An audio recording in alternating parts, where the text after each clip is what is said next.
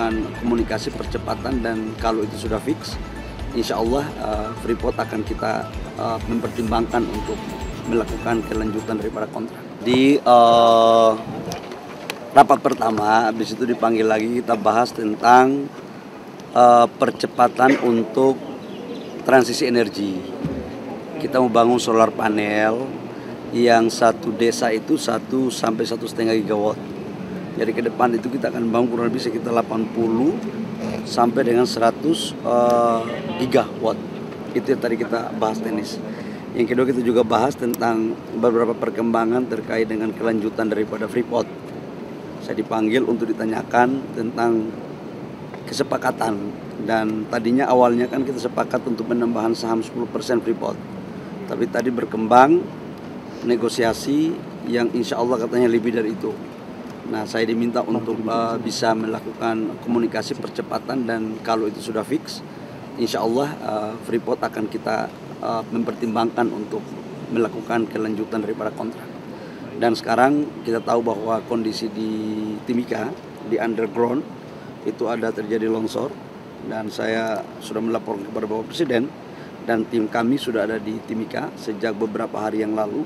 Nanti kita menunggu laporan perkembangan terakhirnya, tapi orang di dalam masih dalam posisi terjebak dan belum ada informasi, dan proses pencarian masih tetap di dalam. Pak, soal operasionalnya akan tetap jalan apa gimana Pak? Karena Gimana? ini kan masih ada yang terjebak dan masih longsor, ini operasional penambangan tetap jalan atau berhenti sementara? Sekarang berhenti sementara. Sekarang berhenti sementara. Semua fasilitas, personil, semua lagi fokus untuk bagaimana menangani bencana yang ada di sana. Ya. Pak, soal SPBU panel itu Pak akan melibatkan investor asing nggak? Pasti. Karena solar panel 100 gigawatt itu kan cukup besar. Sementara kapasitas industri kita di sini hanya satu tahun tidak lebih dari 5 gigawatt. Nah, oleh karena itu pasti kita akan mencari investor asing dan bisa berkolaborasi dengan pengusaha-pengusaha nasional dan BUMN kita, termasuk dalamnya adalah PLN.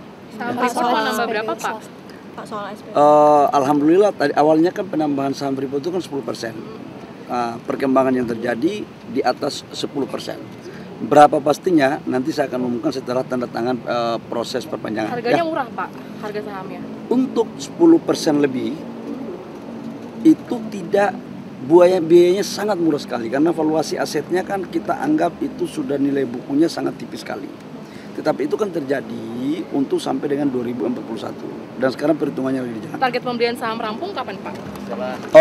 Bentar lagi selesai ya. Pak, soal SPBU swasta dong Pak. Pak, soal SPBU swasta kan banyak yang kosong. Kemarin Bapak bilang bisa belinya ke Pertamina. Itu sebenarnya kayak gimana sih Pak alurnya? Jadi gini, saya kan udah ngomong beberapa kali menyangkut SPBU swasta.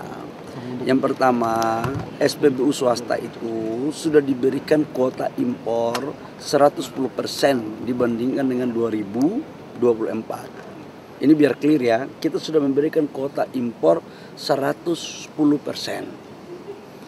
Jadi sangatlah tidak tepat kalau dikatakan kuota impornya tidak kita berikan.